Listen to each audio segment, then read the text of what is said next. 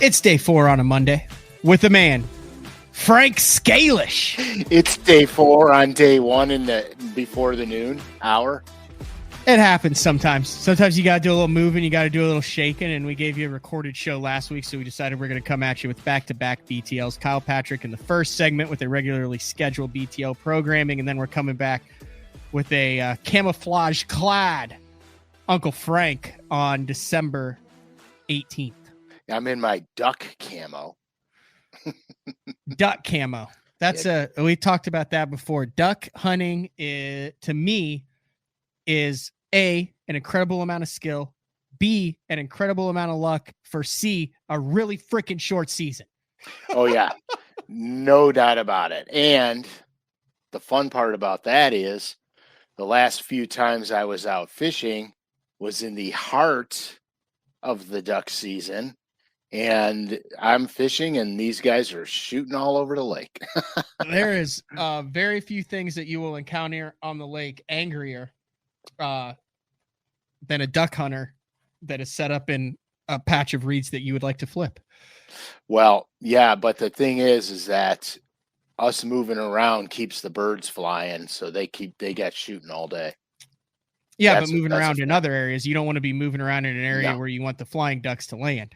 No, I have a crazy bass boat duck story. And well, Frankie, let's just fire things up right now with all it. Right. Frank. And so Frankie was with me. So we're on this lake, and there's blinds on the lake, but they're numbered blinds. You can't just randomly go there and set up a blind.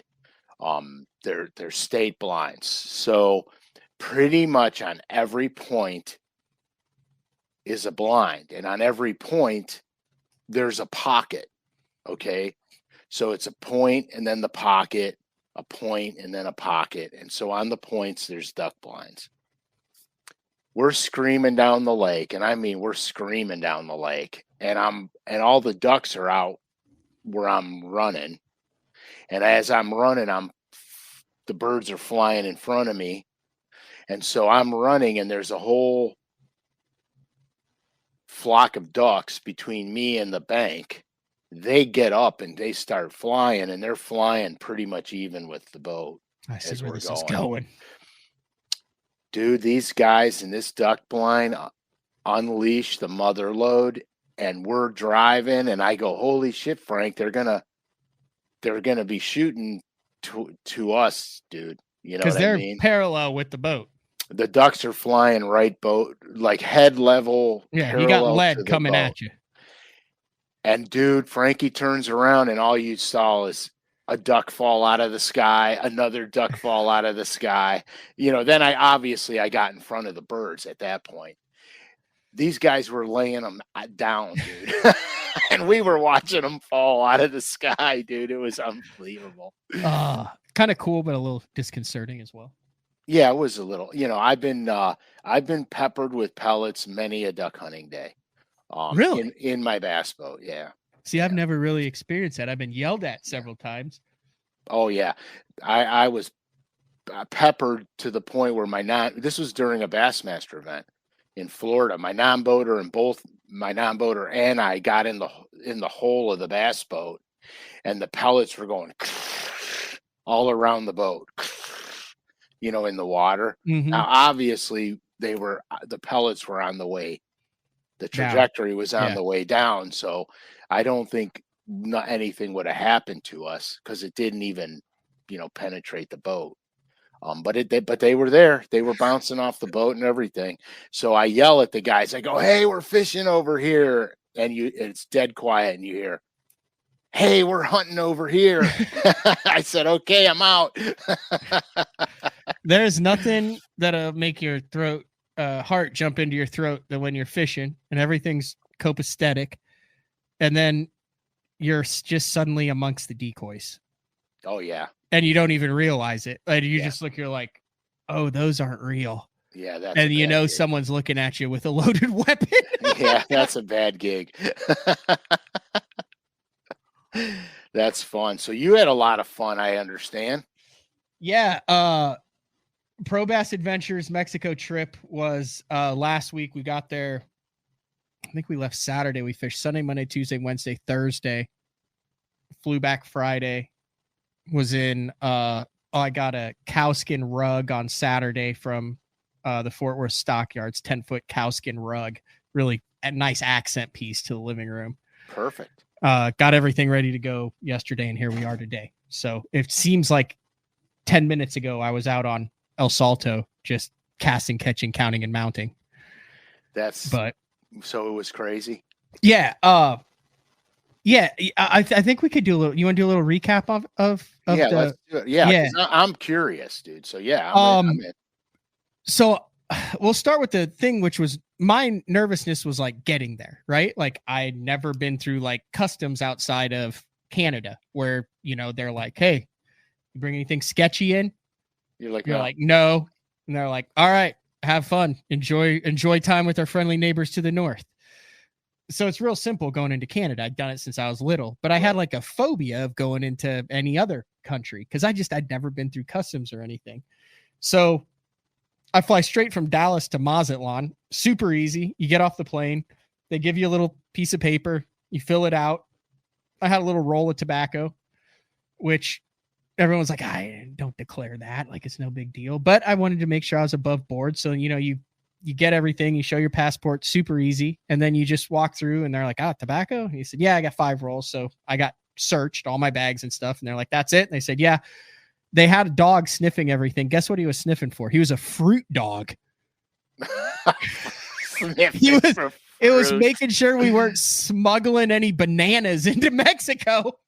And he went through everything and sniffed everything for fruit. All they cared about going into Mexico was that there was no American fruit headed into Mexico. Is that what's the story behind that? Do we have some bug here that could I have no idea, but I mean, he had a vest on. He said like La Frutas on the thing. It had like like they were set up. There was no produce that was getting through, and you run everything through, and then and they were right there. You go out, it says Pro Bass Adventures on the van. You jump in the van, you're an hour and a half drive, and then bam, you're off to the lake. Yeah, you're at El Salto. Super mellow, super easy. The terrain. It's been a minute since you've been down there, right, Frank? Yeah, several years. The terrain reminds me of a mixture of Colorado and like central Illinois or Indiana. Yeah. Now, obviously, there's the stores and all that stuff are a little bit different, and the little towns that you go through. There's a lot of open air living because it's warm there, and a lot of them work their ass off 24/7, 7 days a week out in the field. So, you're not going through like quaint little villages. You're going through people that are working for a living. Gravity fed water on the roof. Yeah. Yeah. But felt incredibly safe. Got there literally the minute we got there. Margaritas, lunch, got all of our stuff. It was super easy. And then we were in the boat Sunday morning. And the one thing that I did was, and I think I told you last week before I went that I was going to keep track of this, was I got one of those MLF scales. Mm-hmm. Actually, Juice Newton, my buddy Jarrett, gifted it to me. Expensive scale, that was, calibrated, certified. I wanted to know exactly how many 4-pounders we put our hands on. A little bit amateur hour. Yeah, I don't care. But I wanted to know over 5 days, over 10 fishing sessions, how many 4-pounders, because it's easy to lose track. It is. Over there, it is for sure. And, you get guys, we caught tons of 5s, 4s, 5s, and 6s. Well, did you put a scale on them? No. Like how many? I don't know. You can't even count. So I A, wanted to count, and B, wanted to know. Okay, that's fair. So on my phone, I started from day one. Here, I'll pull it up. I'll show you right now. This is going to be psycho. I'll just scroll through because then I've got the numbers, and I teased it on the earlier show, but this is the first show that I've actually talked about it. Look at this.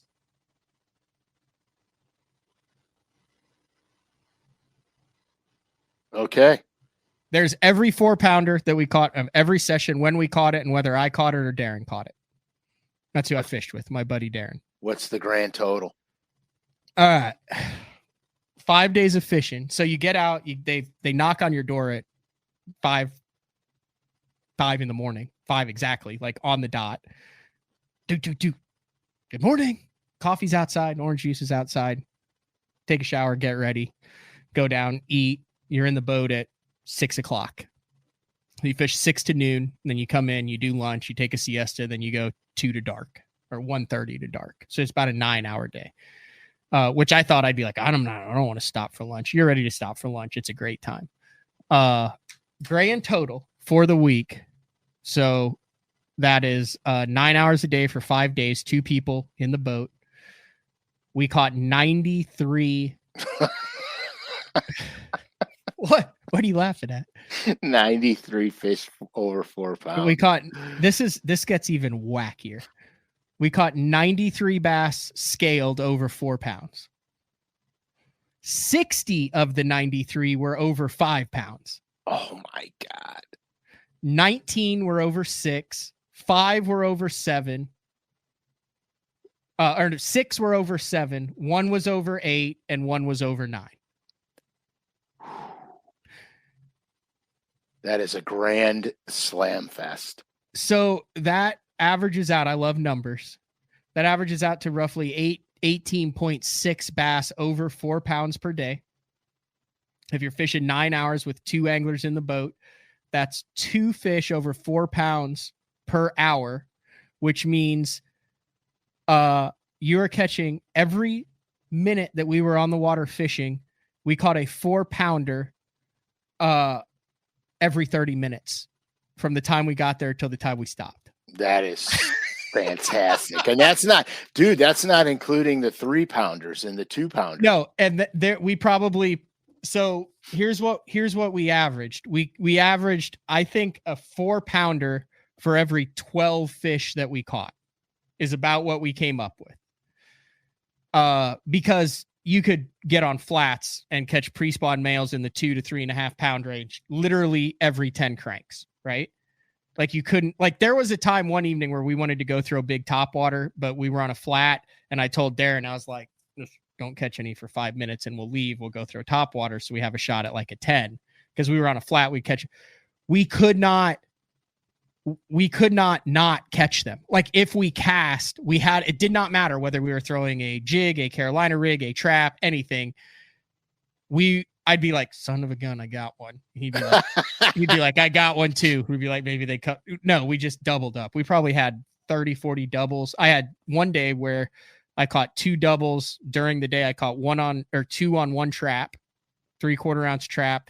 And then I did bring an Alabama rig just to see how stupid it got. I think I made 8 casts with an Alabama rig and I caught 10 fish.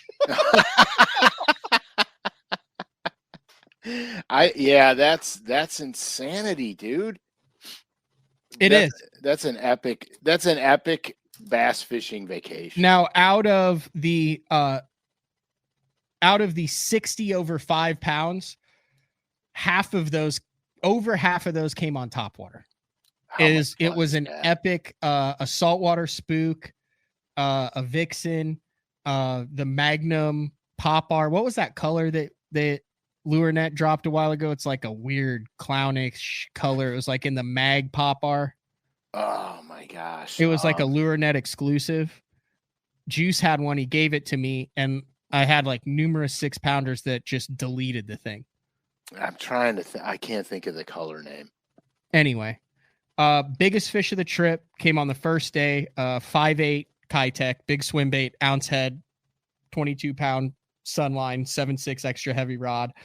Just was like someone cut it with a pair of scissors.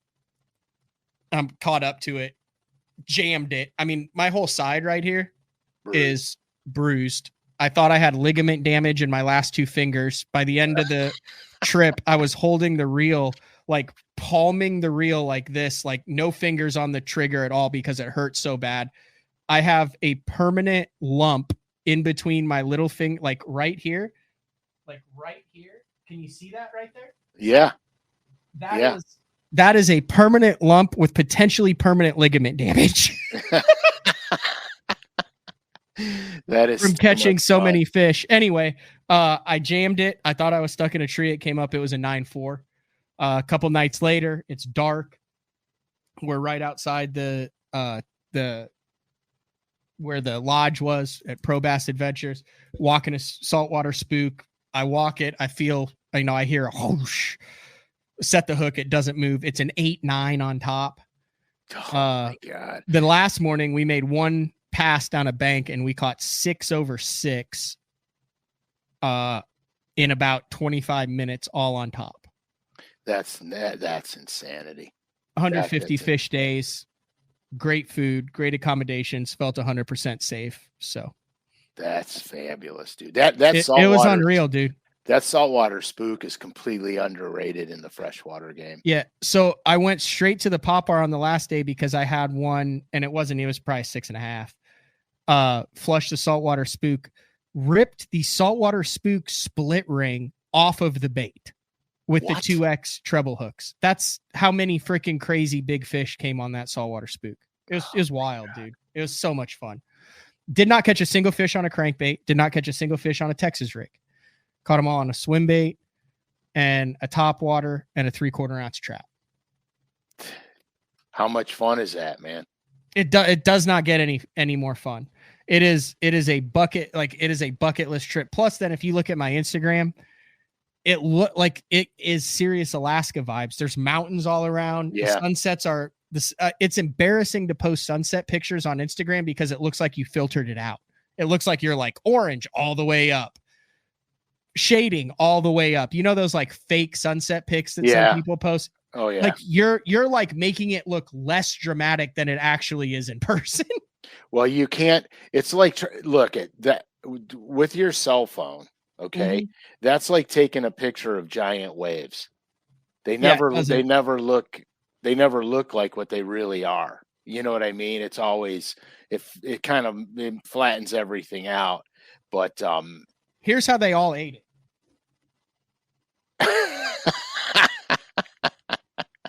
That's a 3/4 ounce trap, Frank.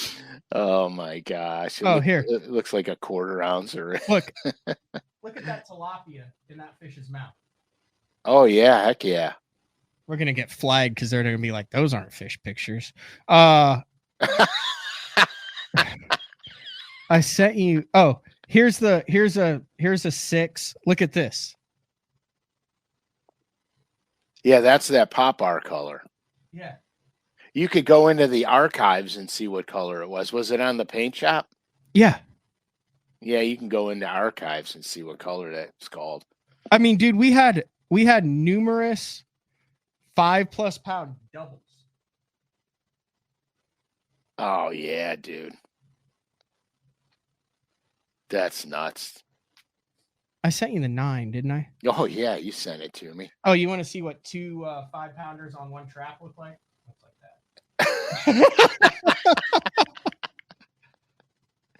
That's outstanding. There you go. The problem was Darren was like, we got to figure out how to take different pictures of these fish because they frickin' all look the same because they're all, you know what I mean? Yeah, they're all the same size. That's the 9-pounder. Yeah, that's the 9 like that. But jeez, oh man, what an epic trip, dude. It was a trip. Nate, he goes, what does a trip like that cost? Because I will pay for it. So here's what we're working on. And I honestly don't know what we're working on. I actually have a call today, and we are trying to put together a BTL trip for next year. And we're trying to get Frank down there and me, and I actually had a couple other big name pros that were like, count me in on this. I want to book the place out and do a 3-day, 4-night BTL trip down there. So let me ask you a question. Did you bring your own rods? So here's the deal. They have like 75 to 100 rods down there, St. Croix, Bass Pro Shops, all sorts of them. And like when you get there, you can go down and pick your rods out. Mm-hmm. I had Denali. I shipped them to Josh, who owns the lodge in Arizona. I've never met him. And then he drove him down to Bacharach and then sent him with one of his guys from Bacharach over to El Salto. And so it was like a kind of a one-off deal. Mm-hmm. But I've got 6 of the Denalis down there now. But I mean, if we do it again, I'll have a bunch shipped down there too. Yeah, because when I went, the last You time take your I own reels. yeah, the last time I went, let's just say this, my rods never got back to me. Yeah, no, I left them down there. They're down there right now. Yeah, I brought mine back and they never Oh, all right. never I know got. this is a. We'll probably get fired for this. This is a lure net show, but they don't even make a bait that's remotely. So this is one day of swim baits. Can I show it? You're fired. No, yeah, go ahead, dude. Oh,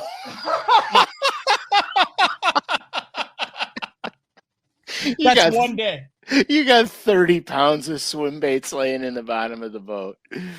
Oh my gosh. Yeah, That's dude. one day of swim baits. No, there's no lie about that. You can't possibly bring enough soft plastics. You cannot possibly bring enough. That's why when I was down there, I was so grateful that they were on that fat-free shad because, I brought a couple dozen fat-frees down with me and a bunch of plug knockers. Mm-hmm. So here's the deal. There's like, I think 4 lodges or 3 lodges down there. There's Ron Speed, who's been down there forever. And then there's Pro Bass Adventures, that's been down there for 30 years. I think Josh has had it for a couple years. He's really working on back rack. He's got live scope on all the back rack boats. I talked to a guy who's been on like 20 trips. He's been to back rack a bunch before. He's just an old Texas dude. Very, he was there at the lodge. Learned a lot about back rack. It's more of like a deep canyon, clear lake. It's like a 5-hour drive once you fly in. El Salto is the quality numbers lake. We fished out our Ranger fishermen's. It's kind of cool. Like you get there and you're like, this isn't going to work well because there's nothing in the front of the boat. Nothing. It's just a trolling motor, no foot control, no graph, nothing. And I'm in live scope, trolling Right, you're right. catch fish mode. Like 20 minutes in, I was like, dude, this is like a cathartic religious experience because you're just fishing and you feel every single bite. And our guide, he's 28. His dad works there. He's been doing it since he was a little kid. He sits back there with his little remote around his neck and he controls a trolling motor, drops up, puts it down, and all you do is fish. And we were catching 150 fish a day doing it. So you're not crying. No, it was fantastic. Yeah, everything. The lowest I tied my trap on 18-pound test, and caught him every cast on it. Why now not? I will say this, like, okay, so we got a great week, right? Like everything was great. The weather's always good down there for the most part, but everything was perfect. The fish were biting everything. My buddy Darren's been down there 6 times. One time he went down there, they averaged like 5 fish a day. Another time they went down there, they averaged like 20, 30 fish a day. They had another trip that was comparable to this week. They had one that was good, but not as good. They had one where they caught bigger fish, but not as many. So like, right. I can't be like, hey, come down to El Salto, you'll catch 150 with a 9-pounder a day because it's freaking fishing. That's the tough part of it.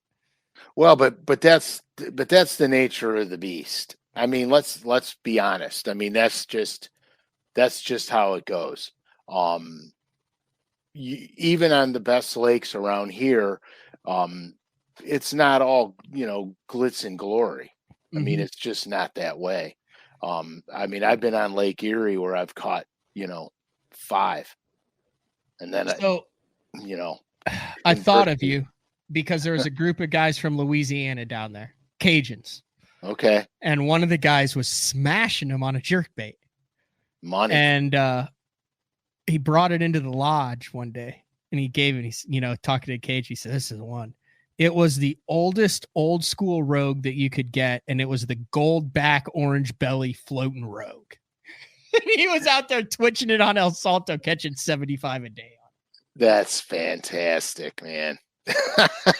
No chrome left on it. It was bone at the end of the day. No, it never had any chrome. It was like that old one that had like the burnt orange on the belly with like the dark kind of brownish gold top. Yeah. Okay, I know exactly what you're talking about now.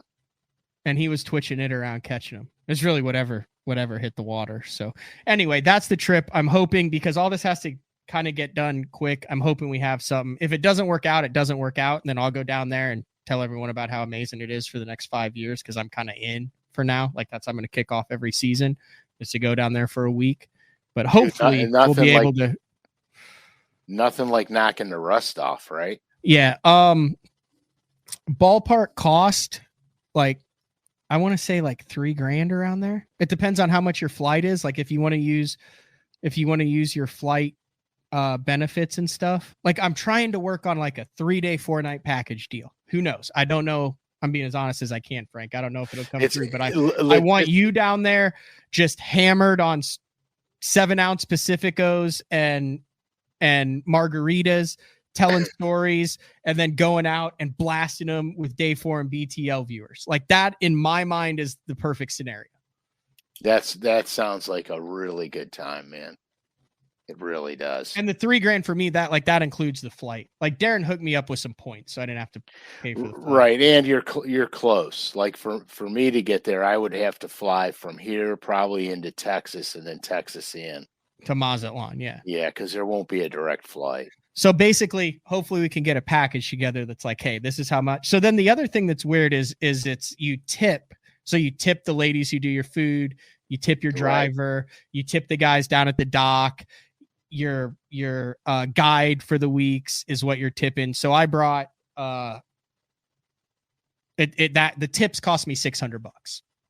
Yeah. So what I wound up doing when I went to Aguamilpa was I gave them cash and lures, because the guides there need the lures. Now, supposedly I probably shouldn't even say this. You weren't supposed to give your guide lures like it says it in the information. I gave my dude a reel. I gave him the rest of my line. I gave him a Denali reel. I gave him a couple packs of baits, the jig heads that whatever was basically out, I gave to him. Right. He didn't ask for them. I did it. I don't care whether that's what I did. I did it or not. The dude kicked ass. I mean, he knows the lake like the back of his hand. Yeah. He's a freaking unreal guide. He spent his whole life out there. That's exactly what I did. I brought down a suitcase full of lures and gave them all to the guide. Yeah, there's no sneaky baits available down there. If you don't bring it, you don't get it. Like there's no, like once you're there, you're there. Yeah, you're not buying nothing. Yeah. But anyway, to put a bow on it, I think the way I got it, this is the Pro Bass Adventures fishing lodge. Incredibly nice, clean accommodations, 2 beds, great working shower, great pressure, TV in each room, ice cold beer outside of the door every single day. Felt entirely safe. Everything worked. Really nice palm trees, really clean lodge, meals, everything was perfect. If you're looking for like luxury, not luxury, you're here to fish. Yeah, but it's better than most of the hotels you'll stay in when you're fishing, traveling around 100%. I mean, 100%. Yeah. And the people down there are so freaking nice. Like they all work their tail off. Yeah, they do. They're happy to accommodate. Yeah. You know, it's a 10 out of 10 for me, Frank. So there's my 25-minute synopsis of El Salto. No, that's super cool, dude. Okay, here's the coolest thing, and I promise I'm done. The coolest thing, it's like 7 a.m. You know, you see the other boats out there. There were probably 20, 30 other guide boats out on the entire lake, but you get away. And I look at Darren one morning, and we're catching 6-pounders on freaking topwaters. We're like, dude, we are on Lake El Salto in Mexico. There's less than 100 people in the world right now that are on what is arguably the best bass fishing lake as a whole. We're talking numbers and size, not the OHIV deal or all these others. Like that's a whole different animal, but just quality bass fishing, the best bass fishing lakes in the world. You're on one of the best, if not the best bass fishing lake in the world. One of 100 people. It's 7 a.m. You're catching 6-pounders on topwater, and you know that is your only thing that you're going to do for the next 3 days. It's a badass feeling. It is. It's fabulous because you know one thing's for sure. You're going to eat good. It's not going to be pressure, and you're going to catch the rat crap out of them. Yep. I mean, you know, the other day I got out. I had to bust 400 yards of ice to get out. So we're going to catch them. Yeah, I did. We're going to contrast. We're contrasting now. Where let's hear it. You got palm trees and beautiful weather, and I'm. You know, it's 20 degrees out. I'm busting, you know, almost 3/4 of an inch of ice to get out. And didn't really know if I was going to catch them or not catch them. I had an idea I was going to catch them. And the first the first bass I caught was over 5 pounds. And I was like, this is going to be a good day. You know what I mean? I like get out there and I got away from the ice and I'm freezing my ass off and I'm like, you dragging or jerking? Jerking. I go, doom, and I'm sitting there and I'm pausing it. And I got a wind bow in my line. And the wind bow gets knocked out of my line. Oh, so, dude, I lean in on it. I was like, oh shit, this is a good one, man. And I was by myself. And so here, look, I brought a net with me because it was so cold. I'm like, I am not getting my hands wet in the morning because they'll freeze. And so I brought a net with me and I scoop it in the net. And I knew it was a good one. I didn't realize how good it was until I scoop them up in the net and I go to lift them in the boat. You know how the net all of a sudden turns on you? You're like, oh, that's better than I thought. Yep. But it was good. I wound up putting 18 in the boat. I lost. Oh, damn. Yeah, I lost 2. I lost one gargantuan one, bigger than the biggest one I caught that day, which was a little over 5. Every single solitary bite came on the pause. Every single bite, I would just, now I'm not jerking like, wham, doom, doom, wham, doom. That's not how you do it in the winter. I'm pulling it. I pull it about 8 inches to 1.5 foot. Okay. And I just pull it. Just enough for me to feel the jerkbait wiggle a little bit. And you can feel the rogue wiggle because it's got a really good lazy pitch and roll. So when you pull it, that's what makes it so good in the cold weather, even though it sucks to throw. That's the magic of the rogue, is when you pull it, that action is, that's what I've always been told by the old timers. It's 100% accurate because it's just lazy how it moves. So when you pull it nice and slow, you can feel it, don't, and then you leave it there. And it was hilarious because they were calling for very light wind, which was BS.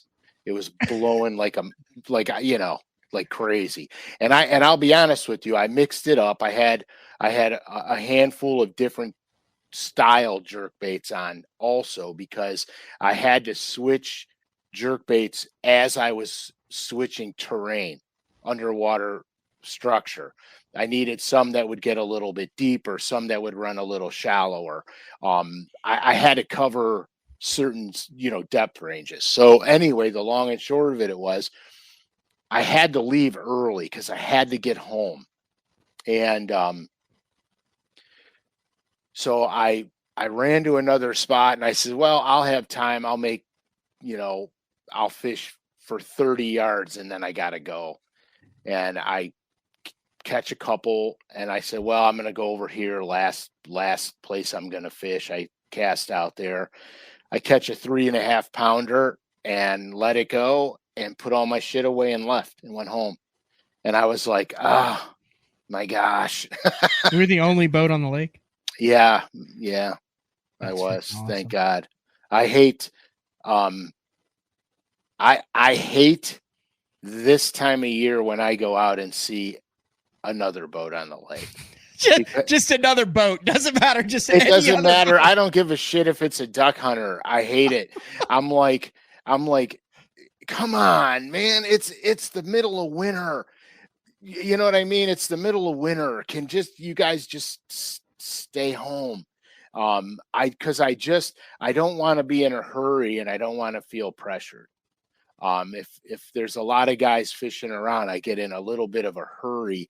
And the trick to wintertime is to cover water, but not cover water like you would in the warm months where you're trucking. You want to keep moving, but you're very methodical and you're slow. Because in the wintertime, the bass don't occupy as much of the water column. It shrinks way down. It's like 8 to 10% of the entire lake is where them fish will be. Yeah. And so when you find them, you have to slow down because there's going to be a lot of them there. yes, their metabolism slows down, and all that means, because you can't decipher the difference in the bass's speed of a strike or anything in the wintertime versus the warm weather months. The only difference is they won't jump in the winter. Not here. They just, for whatever the reason, they do not jump. They waller? They barely come up to the top. They'll come up to the top when you get them close, but that's just because of the angle of your line. You're pulling them up, you know what I mean? Mm-hmm. But they don't literally like but that's the only discernible difference. So when people say their metabolism slows down, you got to slow way down. All that means is they don't require as much food in the wintertime. So they don't need to eat as often. That's really the basis of their slowdown. Okay. They just don't feed as much. So what happens is you're around a lot more so you catch them. And that's really the deal of it. And the conversely, the other thing about fishing in the, I'm going to call it winter. The other thing about fishing in the winter is you could be completely wrong and you will not catch a thing, nothing, because you are absolutely not near them. And so that's the tricky part about the wintertime, is finding those winter locations. Normally, they'll stay the same from year to year where they winter, unless there's a lot of fishing pressure. Fishing pressure moves the bass. So if you got a lot of pressure on the lakes in the wintertime and guys keep catching them, those fish don't stay there. They're gone. And the worst thing is spreading them out, because now they're not ganged up anymore. So now you're trying to catch one here and one there, one here and one there. And that makes for a long day this time of year. Ben Milliken was on your show a while ago, and Ben was talking about he didn't want the school to be moved. And that's exactly, he's 100,000% right. I have seen this firsthand. I was on a wad of fish one winter about 4 winters ago. I actually had 3 locations where they were, I'm going to call it super stacked. Like you could literally go to each location and catch 50. Okay. Word got out. There was a lot of fishing pressure on the lake, and I had to go peck for onesies and twosies because those mega schools were gone. Like they were gone. In fact, on one of the schools, I had broke one of the arms off of my A-rig. I had a fish on, fighting him to the boat, and it broke off. So I lost the arm and the little jig head, and my pulse minnow gone. 2 days later, I was on the lake fishing. I was a half a mile from the mega school, and I caught one on the jerkbait, and it was a good one. And I was fighting him in, and I landed him, and I got my arm and my pulse half a mile away. Half a mile away. I was absolutely stunned at how far that fish traveled in the end of December. How was the water temp? Like low 40s? 38. 38. Where you think that the fish are just sitting on the bottom, not moving at all. That fish swam half a mile. And I caught him on a jerkbait 2 days later. And yeah, Frankie was with me, actually. Frankie got to experience a lot of really good stuff when we were doing this experimental stuff. We've been doing this now for, a decade, but in the beginning, the experimental stuff, you can definitely graph schools of bass in the winter. Now here, I didn't have forward facing sonar when I was doing all this, and I would find them on my 2D. and then I would back off of them, and then I would make the appropriate casting. What I found is buoy. Would you throw a buoy where they are, or just no, I would just back off of them because I made a track line over them, and okay? then when I spin the boat around, here's a trick to do if you don't have buoys. Here's a trick to do when you're on 2D sonar. The thing I like to do a lot is trolling motor over them. You can idle over them if they're deep enough, but I trolling motor over them. And so when I get over them and I find them, I'll go till they end.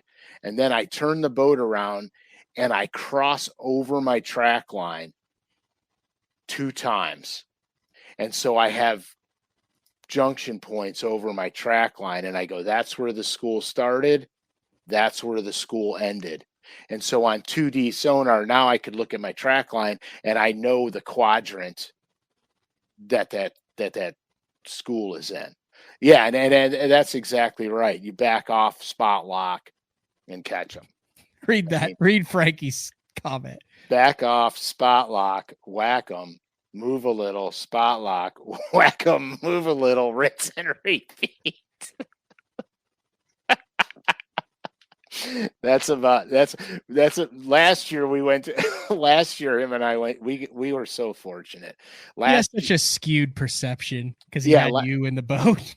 What's that? What he has such a skewed perception of what it's really like because he learned with like you in the boat, right? So yeah, 100%. Last year, this is no bullshit. We went to a lake I'd never seen in my life.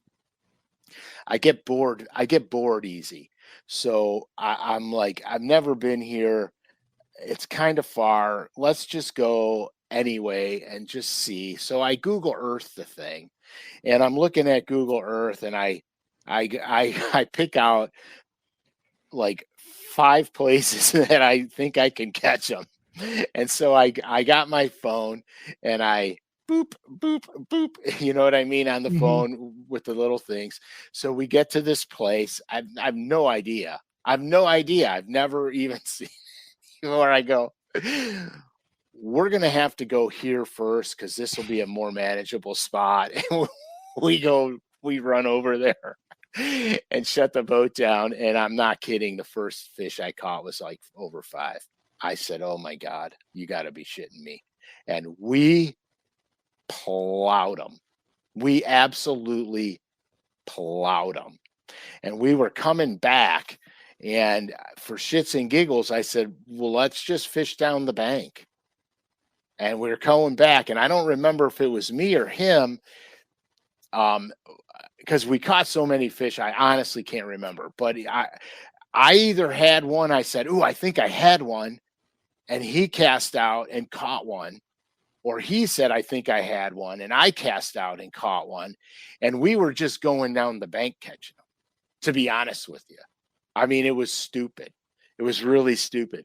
But it was so much fun. It was just so much fun. Mr. Justin Fishing asks, Uncle Frank, I'm out west, 20 foot of visibility. Ooh, 20 foot of visibility. Yeah. Shad Lake with temps in the low 50s. Which color rogue are you throwing? If it's that clean, I'm going translucent and subtle. To be honest with you, all the FX colors have transparency to them. Your lake is going to show an affinity for one over another. It's very difficult. It's very difficult for me to tell you without actually being on the lake. If you know your lake leans towards certain color ranges, then pick out the rogues or the jerkbaits of that color range first. Okay. And then start to deviate from that. Like I've got some lakes that have definite color preferences. And if you throw another color, you might catch a couple, but you're not going to light the world on fire. So you have to stay within that hue range of your lake initially. That could change based on wind, light refraction. You know, if you get that algae sometimes comes into play where it gives that greenish tint, or tannins if there's a lot of leaves and trees their tannins could play. So you just want to start out that way, because it's really like, I have favorite colors, but they don't translate in every Yeah. lake. Yeah. You No, know how that's fair. you Yeah, know how that 100%. goes. I got a couple lakes where like colors I hate work. Right. And then you're Like, pissed. I'm not a pro blue fan. I hate like the pro blue color, but there's a couple lakes where they eat that color jerkbait. Right, and you have to throw it because they're into that bluish, pearlish way that bait reflects. Here, I'll show you. I don't know why. I'm not a huge fan of like that color of jerkbait. Yeah, and It's not a sexy color. It's not. But there's a couple lakes where they hammer that color better than any other color. You better have it. There's no lie about that. I got a lake here that if you're not throwing that, you're not going to catch one. Are you cool with answering a couple more like hard-hitting questions? Yeah, I don't care. Okay. Drunkwood would like to know if you get into the nog during the holiday season. I'm not an eggnog fan. I like it, but I'm not an eggnog fan. Unfortunately, I'm a beer guy. Every now and then I do a little whiskey, but I'm a beer guy. Clay is somewhat offended that you did not put the row guys on the new FX series in those 6, and would like to know if there's a reason why you went with the round eyes. Yeah, I went with the round eyes because I want the thing to look real in the water. When I created the FX series, I had to differentiate it from just standard colors. And part of it was because there's no recessed eyes, so I couldn't add 3D eyes. Now, I can do it for myself because I grind out a pocket and put the 3D eyes in. But for production purposes, no bueno, because they're not changing a mold for an eyeball. Mm-hmm. So I needed to make it look more realistic. And here's the funny thing about that statement, because I want to address it. Clay's the first guy to complain about the eyes not being like the original eye on the Rogue. Everybody else loved the fact that it was not the original eye. I would expect nothing less from Clay. So I think it's a flip of a coin. But no, I designed the colors and I wanted the bait to have more of a realistic presence. Kyle talked about this earlier in the show, but I wanted to return to it because it's a question that I have. He talks about bass when they're sitting with their bellies in the mud and they're hard to see. I'm going to piggyback off of that question and ask you, when do the bass sit with their bellies in the mud on the bottom? I've seen videos of it. We've all caught fish with chunks of mud on their bellies. When do they do that? It's more of a neutral or a negative mode. When the barometric pressure gets them all jacked up, they have a tendency to do that. They're not non-catchable. They're just very neutral or very negative. It's not like sometimes you could run a bait over top of them and they might lift off the bottom but go back down. That's the giveaway. 2D sonar, it looks like the bottom's moving. If you're trolling motoring and you're on top of them, it's just like when we ice fish for walleyes. If a walleye comes in and he's on the bottom, it just looks like the bottom's doing something. And you're like, well, we're not moving. We're on the ice. You know what I mean? That's a fish. And then you drop the spoon down there and you start doing the spoon and all of a sudden that thing starts coming up and you get them. Bass are the same way. You know what I mean? They do the same thing. Nate would like to know how much of winter fishing is timing. Like if you find that 8 to 10%, but it's at the wrong time, won't you miss them? Well, yeah, because here's the thing. Okay. If you found them, you didn't miss them. You found them. The problem with wintertime fishing is, the weather in the winter really can screw you up or help you. A very cold night with no wind puts ice on the lakes up here. It puts ice on the lakes. If there's too much ice on the lakes, the ice could the ice could form over areas that you want to fish. And that's a flip of a coin. I mean, a couple years ago, I went out and the area that I had the fish at was glazed over completely. And I idled around a million times, cracked all the ice, got a push pull, started shoving ice away. I opened up a whole section of lake to fish, and I had to come back 2 hours later when the wind moved all that broken ice out of there. I had to come back 2 hours later and fish, and I didn't know if I was going to catch one or not. And I wound up catching them. But I've done that before and not caught them because I created such a commotion. Grant says that his lake is unseasonably low and he is completely lost. Appreciate the honesty. He fishes a lot of bluffs but cannot find the fish. Do you need more information, like what part of the country it is, what type of lake it is? Do you freeze? Yes, yeah. Okay, that's what I'm saying. Yeah. Okay. So here's the thing. Okay. Here, hold on. Have Grant give you more information. What do you need to know? Okay. And then we'll go to a couple other questions and we'll circle back to it. All right, Grant. So question 1, do you freeze? Does the water get ice on it? Question 2, unseasonably low. Does that mean it's a foot low or 6 feet low? Okay, Virginia, rare freeze. Okay. So, all right. So here we go. So what happens is, is there grass in the lake? Is it a grass lake? These are great questions. You're learning just by answering. Right. Okay, so he's 5 to 6 feet low. Is it a grass lake, Grant? Oh, the anticipation is palpable. I know. And if so, how deep does the grass grow? No grass, Highland Reservoir. Okay. That's all you need, right? You're good on that, right? Yeah, we're good now. Okay. So what you're going to have to look at, because now the lake is low. So a lot of the places I'm going to throw the original question up. Okay, so a lot of the places that the bass may hold now, they're not going to utilize because they don't have the water over top of them that they want to have over the top of them. So 2 things occur.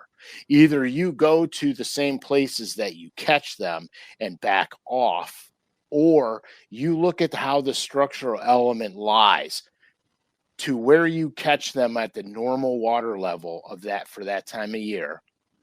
Now pretend the lake is that the level it's at now is normal, and then go look at places that look exactly the same as it did when the water level was up.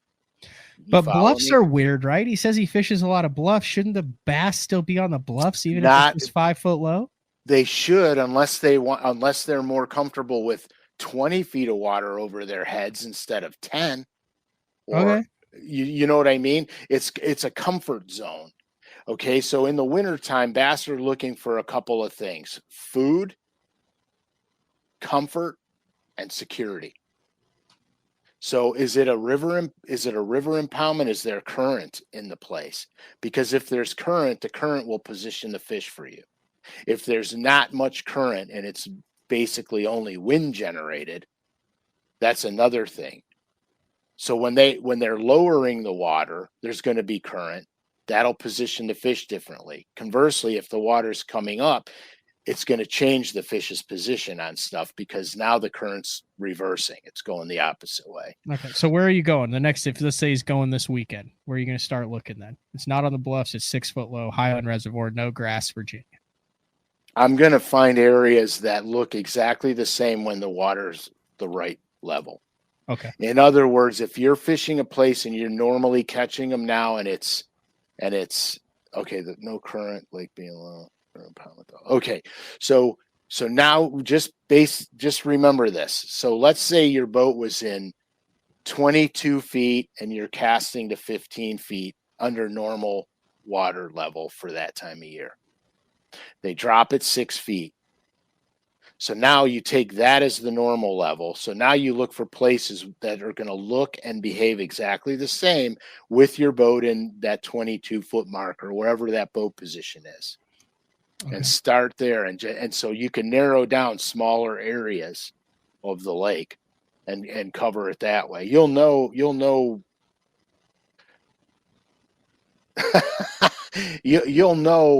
you'll pretty much know with the first 3 or 4 stops you make if you're right or wrong.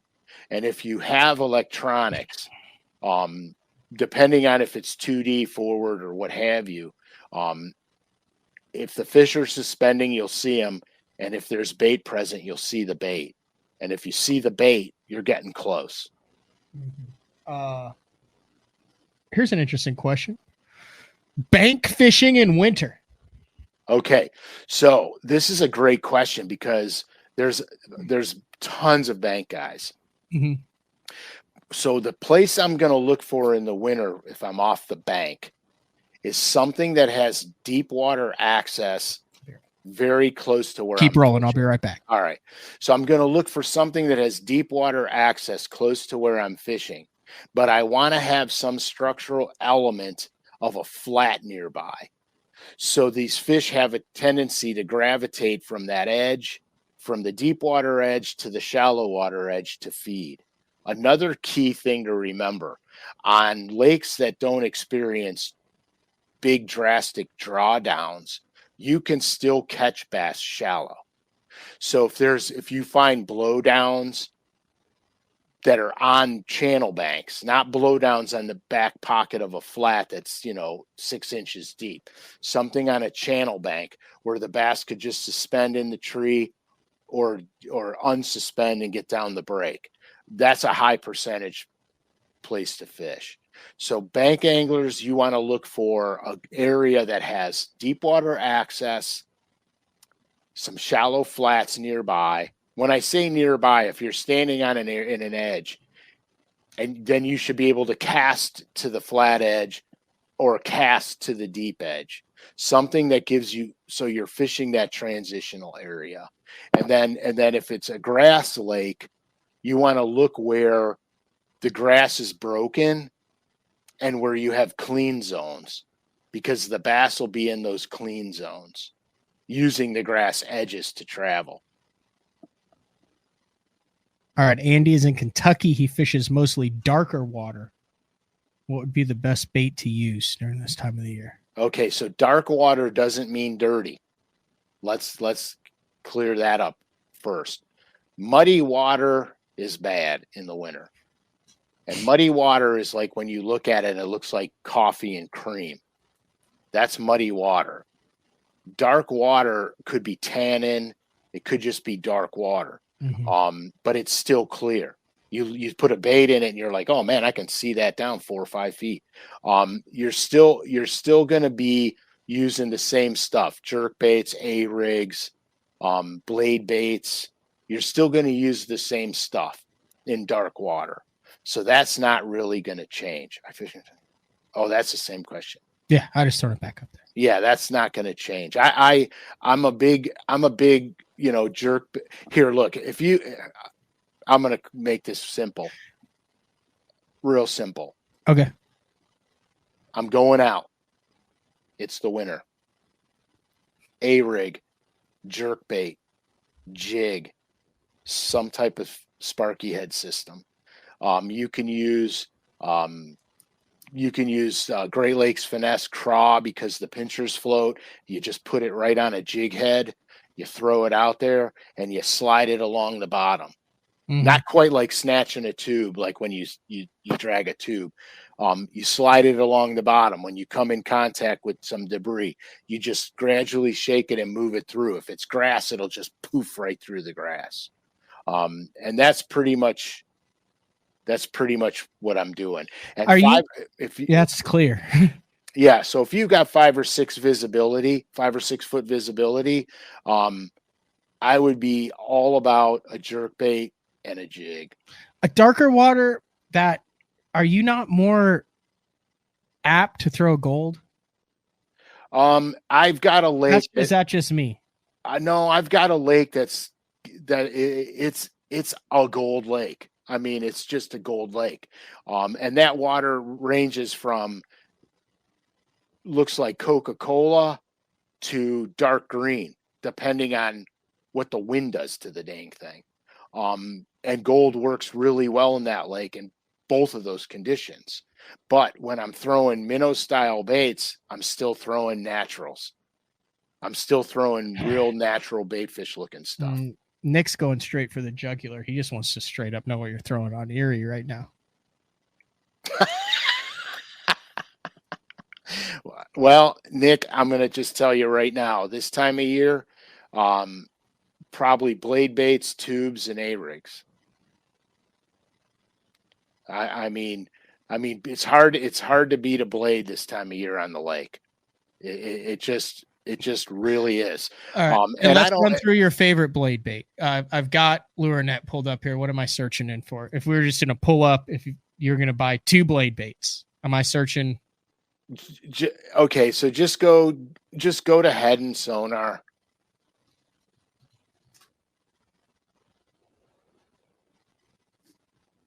It's called a sonar. Yeah, the Head and Sonar. The Head and Rattling Flash sonar. The Head and Sonar. Okay. Yeah, just pull it up and just go right to Fire Tiger.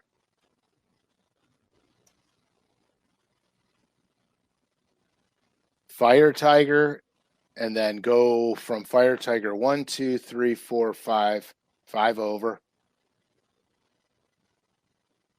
So Fire Tiger, that one, and the one right next to it.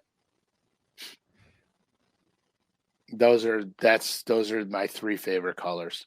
And hold on here, I gotta do some stuff here. So should you choose to purchase any of those Head and Sonars before the end of the 2023 year, there happens to be a LureNet loyal listener code, which is capital BTL23, which allows you 15% off regularly priced items at lurenet.com. Right. So I'm going 1/2 ounce and 3/4, and I don't throw anything ever lighter. So go Fire Tiger. I forgot my color name for that one. I don't remember what I called that. I don't know. It doesn't really show up.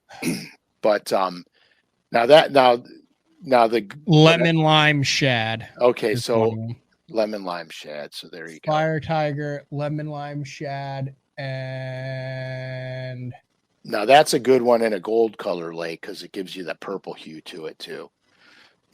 but you chartreuse black stripe. Yeah, those 3 are my favorite for Lake Erie, bar none.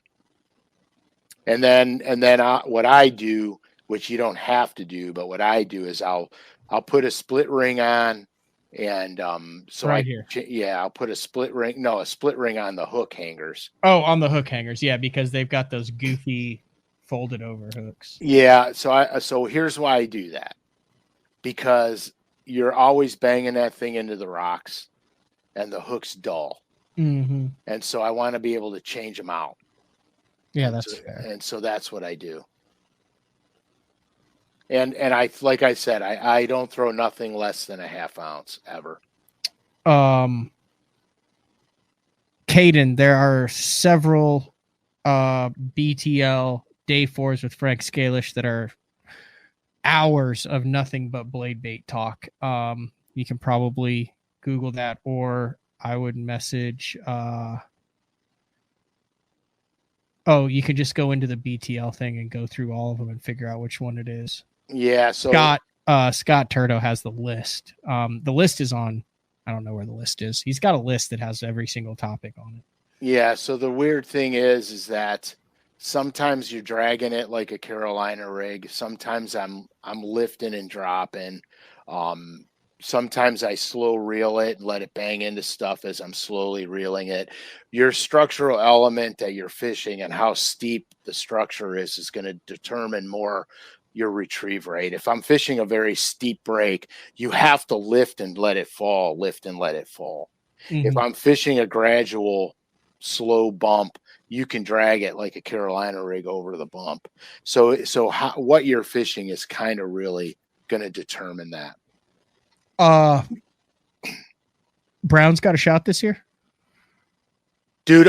Okay, so we're gonna translate into a small, tiny, very short sports section here.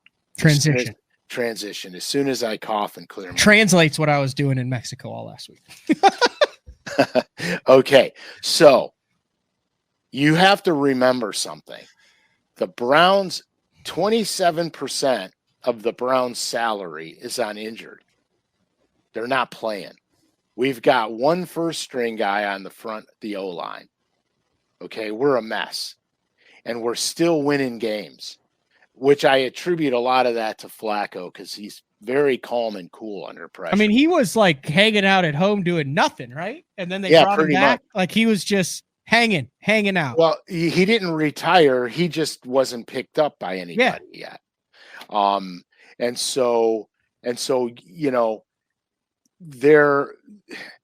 you just have to remember the Browns are absolutely tattered.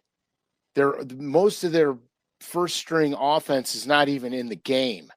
And our defense is so phenomenal that the defense is keeping us in the game. And with Flacco, the guy's smooth. He's smooth, man. He doesn't get rattled. I want his demeanor in the classic, dude, where nothing, he's like, I threw 2 interceptions. We're losing. We'll come back. We'll get him. And then he marches down the field and bam, bam, bam. And so I think the Browns have a chance. I would love to see them get more healthy. Because the reality of our division is it's so tight. One lost game could hurt you. What were you doing on the last play of the game on that Browns game? Swearing, throwing shit. At the third quarter, I said, I'm not watching I can't watch these. I can't watch them play anymore. And I went and I put the lights up on the Christmas tree for the third quarter. And then I hear my wife starting to scream and holler. So I go back in there and I watch the rest of the game. And it was fabulous. I mean, I'm not going to say, look, it was a Hail Mary pass that went awry and we got the ball. I'm not going to call it luck, but there's a lot of luck involved in that.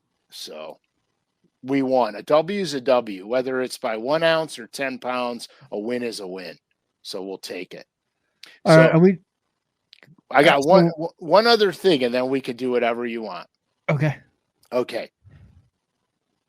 Since we're in the sports area right now, I watched a documentary and that is absolutely addictive and phenomenal. It's called Welcome to Wrexham. Yeah, I've been talking about that for months. Dude, is that the best?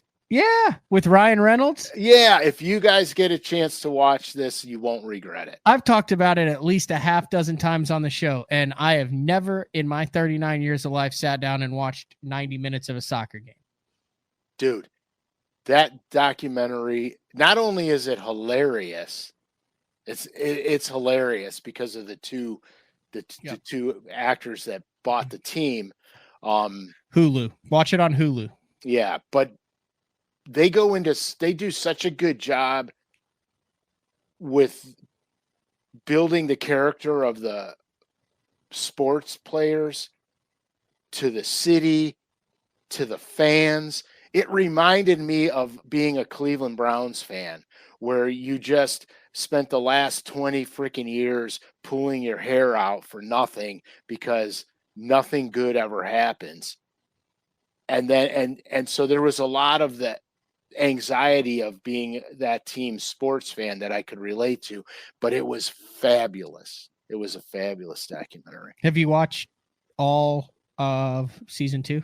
Yes. Oh, so you've watched all of it. Do not give it away. No, I've watched all of it, and I can't wait for season. It's 3. Like 30 episodes. Oh yeah, and it's worth each season. It's worth every minute of it. Oh yeah, so the other day I was scrolling through Hulu, and not the other day, sometime in the past 6 months, I was scrolling through Hulu, and they actually just had that game on. It was like Wrexham versus FC Nova Scotia or whatever. That's not the right term, but it's not, but go ahead. It was like their actual game. And I watched it and I was like, that's cool. I'm going to be able to watch like this part of this game in the documentary next season. Oh, it's fabulous. It's fabulous. Did you ever see yourself on a podcast and a web show talking about soccer?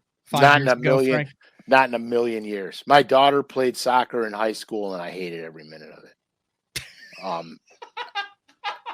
Yeah, I have to tell, but I'm a fan now. I'm a fan now because now I have a different appreciation for what they go through. Oh my God, that was legendary. You New got shirt. anything else? So I'm trying to figure out. You have to go. You got to go get your boat registered for 2024. What's up with the He merch? says he coaches soccer. We're gonna do a pre-classic drop. Okay. We're gonna do a pre-classic drop for the merch. So look for the merch coming the beginning of February. Yeah, we gotta get together. You good with that? Yeah, I'm good with that. We got to get together because, or at least talk about it, because I gotta make all my arrangements for the classic. Yeah, we got a lot of classic stuff coming. Okay, here's the other thing we probably should have done off air. Are we doing anything before the end of the year? Like today's the 18th. Like I said, the 20th, I'll be in California. The 27th, I'll be in Illinois. And then it's the end of the year. We might be able to slide something in like the 27th and 28th. Are you around then? Yeah, I should be. Okay. Sometime between the 27th or 28th, somewhere right around there, let's do an end of the year extravaganza. When I know exactly, I have no clue what my life plan is right now. When I know when I'll be home for like 12 hours. And what? No, I'm serious. And I know, that's why I'm laughing, dude. I can't live like you live, man. There's not enough structure. You know what I decided this year? There's a lot of shit that I've wanted to do that I haven't done. And the greatest thing I've done this year is I've done it. And I've went and I've done it and I've traveled. And the guys who, you always have those guys that go, we need to go do this and that. Well, I've called them up and said, let's go do this and let's go do that. And it's the greatest thing. Yeah, you have to remember, dude, you're single. You have no ties tying you to that, to your home. You have no ties there. You can do whatever you want. You're single. Well, I mean, I have Courtney, but I mean, like, I have no kids. I'm not married. Right, but no, she's very supportive. Even if you were married with no kids, it's easier to get up. It's a lot easier than when you have small children. That it just seems to me like kids like expect to be clothed and fed and have shelter. They're so neat. Those rotten bastards. Can you believe that? No, the reality of it is that, the more responsibilities you have, then I don't want to say the less freedom you have, but the less spontaneity you have. Yeah. So January is a disaster because I may or may not be pre-practicing some of the open stuff, and then everything kicks off like February 1st. So the end of January, then I'll be in Florida, and then it's like open, classic, open. We're gonna have to figure this out. So right now, we'll do this off air. We'll figure it out. All right, somewhere like 27th or 28th, because I'm doing Turnpike Troubadours, I believe, on either the 28th or 29th, live at Billy Bob's, the world's largest honky tonk. What? down in Texas. I gotta break out the dancing shoes and the buffalo plaid. Perfect. I feel like you're laughing at me and not with me, Frank. Hey, it might be a little of both. All right. I'm just transparent. It might be a little of both. All right. I think we should cue some music up before things get really out of hand. Yeah, they're going that way. All right. Thanks for jumping off BTL. Yeah. Do you have to go to the DMV in Ohio in December? Dude, anytime you go to the DMV, it's a process. I don't like it. Good luck. Thank you. All right, this has been another edition of Day 4 with the man, Frank SCALISH. We'll see everybody later. See you, Frank. Adios.